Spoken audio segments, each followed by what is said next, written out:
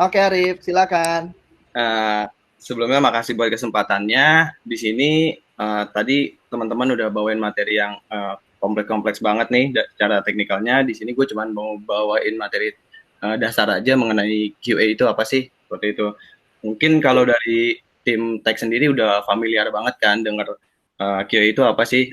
Namun di luar dari tim tech atau startup, biasanya kan QA ini sebutannya ada di startup gitu, ini masih banyak yang kurang paham juga, apalagi orang tua saya pribadi pun juga nggak tahu kerjaan QA itu apa sih. Arif kerjanya ngapain sih, itu nggak tahu. Bahkan orang tua saya lebih tahunya mengenai QC seperti itu. Nah, cara saya menjelaskannya memang dari QC dan QA ini intinya sih 11-12 pekerjaannya sama. Pastinya melakukan sebuah testing atau uji terhadap produk, apakah produk itu sudah sesuai pada tahap standarnya dan layak untuk digunakan oleh user seperti itu. Nah, setelah itu sebentar. Ini pengertian dari Bang udah ganti slide-nya belum, Bang? Udah Arif. Udah ya. Hmm. Nah, ini Kamu ada takut banget nggak pindah? pengertian QA menurut ahli. Menurut QA Guidebook itu tahun 2000, quality assurance itu merupakan suatu tindakan untuk memastikan bahwa produk itu dapat dibeli oleh konsumen tanpa ada rasa khawatir dan dengan rasa kepuasan seperti itu.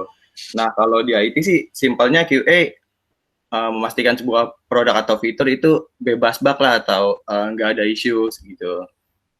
Namun di sini saya akan testing sendiri sih memang bisa dilakukan siapa aja. Namun di sini ada beberapa poin yang wajib QA miliki agar testingnya itu terlihat lebih baik seperti itu. Yang pertama ada poinnya ini yang saya pelajari di sini awal-awal itu detail. Jadi detail dalam artian di sini seorang QA wajib memiliki sisi atau testing secara detail. Kebutuhannya karena testing yang dilakukan oleh QA sendiri ini tidak hanya berdasarkan fungsionalnya saja atau behavior dari fitur itu, namun detail ini juga melakukan testingnya sampai kepada seperti wording atau font, gambar, bahkan seperti itu, atau warna mungkin gitu. Jadi sebuah nilai plus sendiri sih buat QA kalau bisa menemukan isu-isu dari hal-hal detail atau kecil seperti itu. Yang kedua itu ada product knowledge. Nah, ini sangat penting buat QA karena jika QA memiliki pengetahuan mengenai product knowledge, pastinya ketika melakukan testing itu sampai journey-nya selesai seperti itu atau end to end. Contoh simpelnya sih, jika saya ingin melakukan testing buat program di LMS, itu pastinya kan saya buat dulu nama programnya, lalu saya input harganya, setelah itu saya buat, saya tambah LO-nya, saya tambah topik, lalu saya tambah aktivitasnya. Ketika saya submit programnya, itu memang jika testingnya itu berhasil, secara journey flow testing untuk create programnya memang sudah berhasil, namun seorang QA juga harus memastikan testing secara behavior dari usernya, dari web muridnya seperti itu. Jadi apakah produk atau programnya itu bisa dibeli, apakah programnya itu juga dapat dijalankan dengan baik, apakah programnya juga dapat diberikan rating, lalu keluar sertifikatnya seperti itu. Jadi testingnya secara menyeluruh. Poin ketiga yang wajib dimiliki oleh QA sendiri itu komunikasi. Nah, ini juga penting banget karena QA banyak melakukan komunikasi baik antara tim internal tech atau tim internal dari perusahaan itu atau bahkan mungkin dari user juga, karena beberapa temanku juga kebetulan keterima prakerja dan kebetulan sekolahmu menjadi bagian dari prakerja. Temanku juga pastinya bertanya-tanya mengenai cara registernya seperti apa, lalu cara menjalankan programnya seperti apa, lalu kalau udah selesai programnya nih harus ngapain lagi sih, kayak gitu. Jadi komunikasi dari sisi QA juga penting banget karena nantinya QA juga lebih sering melakukan komunikasi terhadap developer. Kalau komunikasinya jelek atau kurang baik, ditakutkan seperti kita menyudutkan bahwa itu kesalahan dari dia seperti itu. Karena kan yang nantinya kita report kepada developer pasti sebuah isu atau bug, ditakutkan nanti jadi ada, pokoknya sensitif sih ini kalau komunikasi itu seperti itu. Yang keempat, skill yang wajib dimiliki QA itu testingnya sendiri. Testingnya juga wajib diperhatikan karena jika testingnya secara detail, balik lagi testingnya berdasarkan product knowledge, lalu testingnya berdasarkan acuan dari test case, secara fungsional itu dapat meminimalisir adanya potensi atau isu-isu yang ditakutkan dirasakan oleh user gitu. Nah, testing secara fungsionalnya udah, nanti ada beberapa testing yang harus dieksplor lagi oleh seorang QA. Jadi ini ada beberapa testing juga. Nah, ini masih saya explore juga beberapa. Contohnya kayak kemarin Mas Hairul melakukan penetration testing itu untuk melihat seberapa amannya web tersebut, atau ibarat rumah, sudah yakinkah pemilik rumahnya ini rumahnya tidak bisa dimalingkan atau gitu, atau tidak bisa ada yang masuk dari atau meretas di webnya itu. Lalu ada performance test. Performance test ini juga untuk melihat seberapa stabil atau penilaian web itu apakah sudah sesuai dari skornya seperti itu.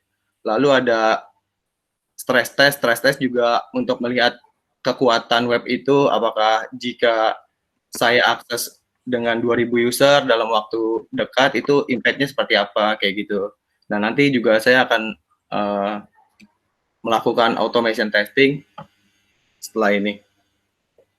Yang kelima, skill dasar yang wajib dimiliki QA yaitu reporting. Kalau nggak report itu nggak kelihatan kerjanya. Jadi ada beberapa report juga yang harus disampaikan oleh QA,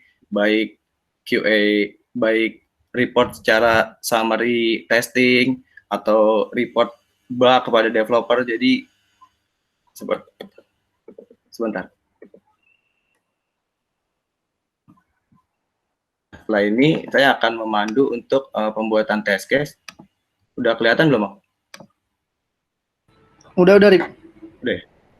Nah, ini untuk create test case sendiri, ini tools yang dipakai QA sekolahmu namanya Kase. Ini penyebutannya, kalau saya salah koreksi aja, case atau Kase. Nah, ini toolsnya juga sangat membantu sih dalam sisi pembuatan test case-nya. Karena di sini selain membuat test case, juga dapat membuat plan test, lalu juga dapat melakukan running test-nya seperti itu. Di sini saya hanya akan membuat test case register orang tua di web murid. Jadi saya biasanya membuat base-nya dahulu, ini ada di platform apa, web murid. Lalu saya buat modulnya, ini ada register. Setelah itu saya buat modulnya lagi, form register data diri. Ini untuk penamannya sih bebas. Saya juga sudah buat test case mengenai sukses register role orang tua. Nah, ini udah saya isi juga karena untuk mempersingkat waktunya aja. Jadi biasanya ini untuk penamannya bebas dari title test case-nya sendiri. Lalu deskripsinya saya diuraikan aja dari nama test case-nya. User dapat melakukan registrasi dengan profil orang tua. Suite-nya sendiri ini yang tadi folderingnya. Lalu dari sisi severity-nya untuk test case sukses registrasi role orang tua ini, jika case-nya ini tidak berhasil, ini kondisinya seperti apa? Saya beri kritikal. Lalu dari priority-nya juga dikasih high karena ini test case yang kritikal. Untuk tipenya nanti saya akan melakukan functional testing saja. Milestone di sini ini ngikut sama sprint saat ini. Biasanya saat ini sprintnya 26. Lalu behavior test case-nya positif. Nah, ini precondition sebelum melakukan register orang tua tuh user harus ngapain sih? User harus akses web sekolahmu dahulu. Lalu post condition-nya setelah user melakukan sukses registrasi role orang tua ini seperti apa? User dapat melakukan registrasi dengan profil orang tua dan masuk ke halaman home sekolahmu. Ini untuk custom field-nya platformnya web murid udah sesuai. Lalu action atau yang saya senang dari Kase ini, dia dapat input step sebanyak-banyaknya. Jadi kalau stepnya kebetulan dari registrasi orang tua ini stepnya cukup panjang. bisa dilihat ini actionnya yang pertama ada user akses web sekolahmu. Untuk kondisi yang diharapkannya itu web sekolahmu dapat diakses. Lalu user dapat klik button masuk dan daftar. Untuk kondisi yang diharapkannya itu tampil modal pop-up-nya. Sampai kondisi yang terakhir, klik checkbox syarat dan ketentuan, lalu submit button daftar. Nah, kalau sudah, ini test case-nya boleh di-save. Lalu seorang QA biasanya setelah membuat test case, melakukan planning test, dibuat dulu ini, ditambah test case register orang tua yang tadi. Bentar.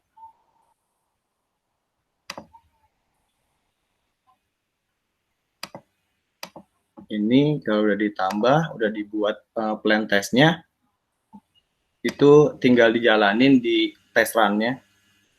Ini juga boleh di-create, ditambah.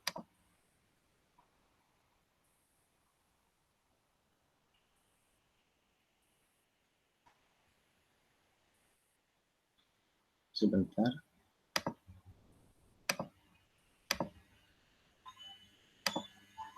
Nah, kalau udah ada test run-nya ini, test case yang tadi role orang tua bisa langsung dilakukan testingnya secara manual. Ini testingnya kan awalnya pasti user akses URL sekolahmu, lalu klik button masuk daftar, klik daftar di sini. Ini untuk emailnya. Coba melakukan testing.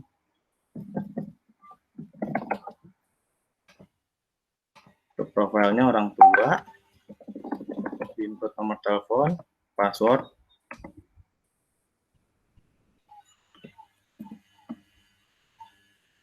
Nah, untuk testing orang tuanya sendiri ini bisa dicek dahulu secara LMS-nya apakah datanya sudah masuk.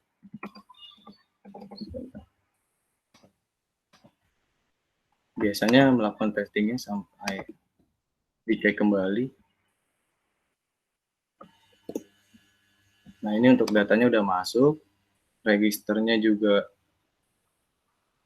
profilnya orang tua udah sesuai, username-nya juga sesuai, emailnya, nomor teleponnya, lalu namanya juga sudah sesuai. Jadi kalau kondisinya seperti itu, kalau kondisinya berhasil seperti itu, ini test case-nya boleh di-paste. Kalau gagal pun juga ada keterangannya nanti. Misalnya klik button daftar di sini gagal, boleh dikasih input deskripsinya. Misalnya button tidak dapat diklik. Nanti setiap hasil report paste, fail, atau block ini nantinya bisa ditarik datanya untuk dilihat summary testingnya kayak gitu. Nah, ini testing secara manualnya, ini kelihatan ada yang paste, ada yang fail satu. Secara automation-nya juga sudah saya buatkan untuk test case register orang tua. Sebentar. Nah, ini kebetulan. Nah, ini tinggal di play aja karena udah dibuat sebelumnya.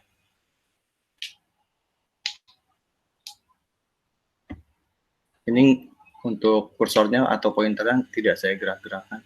Jadi dia sudah otomatis jalan berdasarkan fungsi dari script yang dibuat gitu.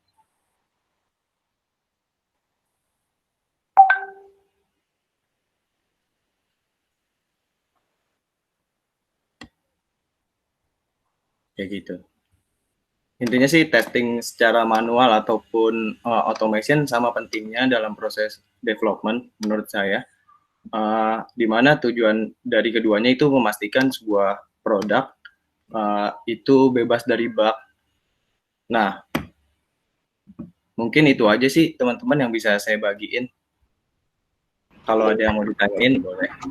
Kasih applause dulu dong buat Arif. Mana nih suara tangannya nih? Mantul. Kasih applause buat Arif. Ya. Gimana? Kita kan pakai otomatisasi sama manual ya, manual testing ya. Menurut lu kelebihan kekurangan dari masing-masing metode apa sih? Ada beberapa part yang dari atau automation testing ini nggak bisa dilakuin di manual gitu Mas. Jadi sebenarnya sih automation ini untuk memastikan aja apakah outputnya itu udah sesuai dari yang kita lakukan testing secara manual seperti itu. Namun kalau detailnya pasti testing secara manual jauh lebih baik karena kita bisa, contoh simpelnya sih, button bisa kita klik berkali-kali. Nah itu kan kalau di automation tidak bisa dilakukan kayak gitu. Kalau outputnya gimana tuh automation testing itu? Output lu yang tahu errornya di mana gitu? Atau gimana? Maksudnya gimana Mas? Maksudnya lu misalnya jalanin automatic testing ya, lu jalanin tuh. Lu tahu errornya di mananya gimana tuh kalau dari automatic testing ini? Biasanya itu scriptnya berhenti Mas. Tadi ketika running ada yang berhenti. Scriptnya tuh gimana tuh?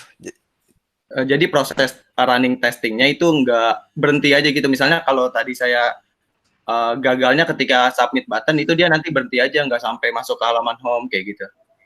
Oke. Jadi skenario-nya harus dimasukin dari awal ya, itu tuh kalau otomatis gitu tuh. Jadi setelah klik ini harusnya loncat ke page mana gitu ya? Iya betul. Oke. Iya. Oke, Arif, thank you ya. Sekali lagi kita kasih applause dulu dong buat Arif. Kacau nih Arif. Kacau. Thank you Arif. Keren. Senyumnya dong. 001 sekolahmu, thank you banget ya.